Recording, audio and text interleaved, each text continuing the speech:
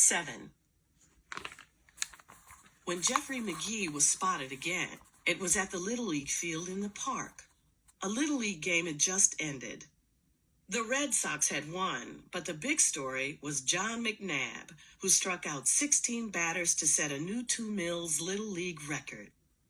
McNabb was a giant. He stood 5 feet 8 and was said to weigh over 170 pounds.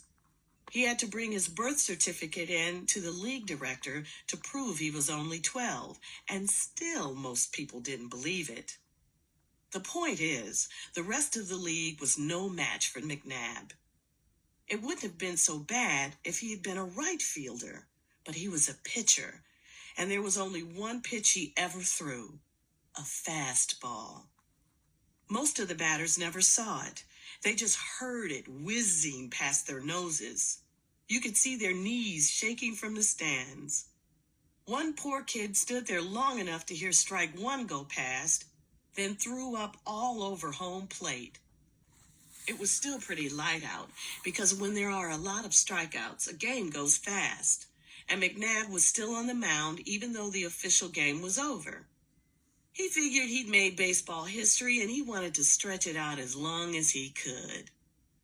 There were still about 10 players around, Red Soxers and Green Soxers, and McNabb was making them march up to the plate and take their swings. There was no catcher.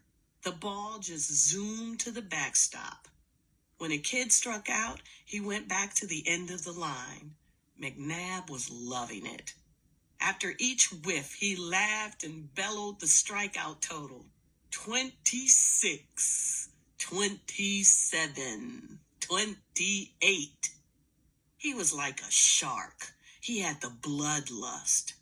The victims were hunched and trembling, walking the gangplank.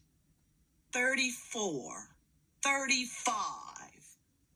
And then somebody new stepped up to the plate. Just a punky little kid, no Red Sox or Green Sox uniform. Kind of scraggly, with the book which he laid down on home plate. He scratched out a footing in the batter's box, cocked the bat on his shoulder, and stared at McNabb. McNabb croaked from the mound. "Get out of there, runt. This is a Little League record. You ain't in Little League." The kid walked away.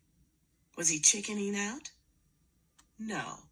He was lifting a red cap from the next batter in line. He put it on. He was back in the box. McNabb almost fell off the mound. He was laughing so hard. "Okay, runt. Number 36. Coming up." McNabb fired. The kid swung. The batters in line automatically turned their eyes to the backstop where the ball should be, but it wasn't there.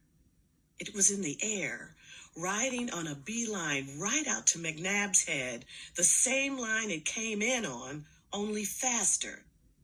McNabb froze. Then he flinched, just in time. The ball missed his head but nipped the bill of his cap and sent it spinning like a flying saucer out to shortstop. The ball landed in the second base dust and rolled all the way to the fence in center field. Dead silence. Nobody moved. McNabb was gaping at the kid who was still standing there all calm and cool, waiting for the next pitch.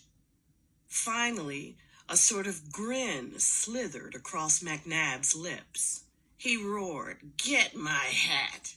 Get the ball!" 10 kids scrambled onto the field, bringing him the hat and ball. McNabb had it figured now. He was so busy laughing at the runt, he lobbed him a lollipop, and the runt got lucky and pulled it. This time, McNabb wasn't laughing. He fingered the ball, tips digging into the red stitching. He wound, he fired, he thought, "Man, that sucker's going so fast, even I can hardly see it." And then he was looking up, turning, following the flight of the ball, which finally came down to earth in deep left center field and bounced once to the fence. More silence, except from someone who yelped, "Yip!" then caught himself. "Ball!" bellowed McNabb. He was handed the ball. He slammed his hat to the ground. His nostrils flared. He was breathing like a picadored bull. He windmilled, reared, lunged, fired. This time, the ball cleared the fence on the fly. No more holding back. The other kids cheered. Somebody ran for the ball. They were anxious now for more.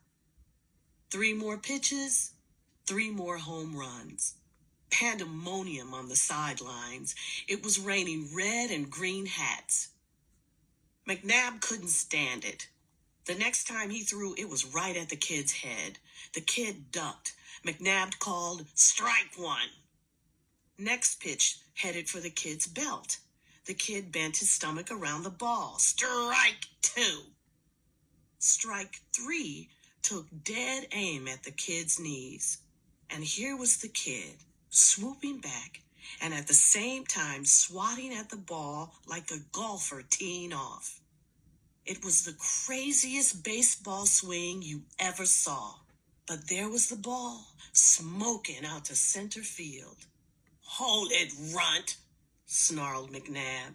"I can't pitch right when I got a whiz." The kids on the sidelines made way as McNabb stumped off the field, past the dugout, and into the woods between the field and the creek. They waited a pretty long time, but they figured, well, McNabb's whiz probably would last longer than a regular kid's.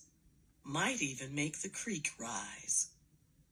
At last, McNabb was back on the mound, fingering the ball in his glove, a demon's gleam in his eye. He wound up, fired. The ball headed for the plate, and what's this? A leg ball? It's got legs. Long legs pinwheeling toward the plate. It wasn't a ball at all. It was a frog. And McNabb was on the mound cackling away, and the kid at the plate was bug-eyed. Nobody'd ever tried to hit a fast frog before. So what did the kid do? He bunted it. He bunted the frog, laid down a perfect bunt in front of the plate, third base side, and he took off for first. He was halfway to second before McNabb jolted himself into action. The kid was trying for an inside-the-park home run bunt. The rarest feat in baseball, something that had hardly ever been done with a ball, and never with a frog. And to be the pitcher who let such a thing happen, well, McNabb could already feel his strikeout record fading to a mere grain in the sandlot of history. So he lumbered off the mound after the frog, which was now hopping down the third base line. As a matter of fact, it was so close to the line that McNabb had a brilliant idea. Just herd the frog across the line, and it would be a foul ball, or frog, which is what he tried to do with his foot. But the frog, instead of taking a left turn at the shoe, jumped over it and hopped on toward third base.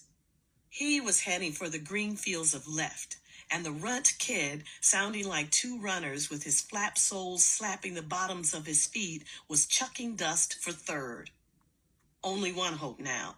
McNabb had to grab the frog and tag the runner out. But now the frog shot through his legs, over to the mound, and now towards shortstop, and now towards second, and McNabb was lurching and lunging, throwing his hat at the frog, throwing his glove, and everybody was screaming, and the kid was rounding third and digging for home, and unbefroggable, the ball was heading back home too. The ball, the batter, the pitcher, all racing for home plate. And it was the batter, the new kid out of nowhere, who crossed the plate first, at the same time scooping up his book, twirling his borrowed red cap back to the cheering others, and jogging on past the empty stands and up the hill to the boulevard. McNabb gasping, croaking after him, "Don't stop till you're out of town, Brunt. Don't ever let me catch you." And that's how Jeffrey Magee knocked the world's first frog ball for a 4-bagger.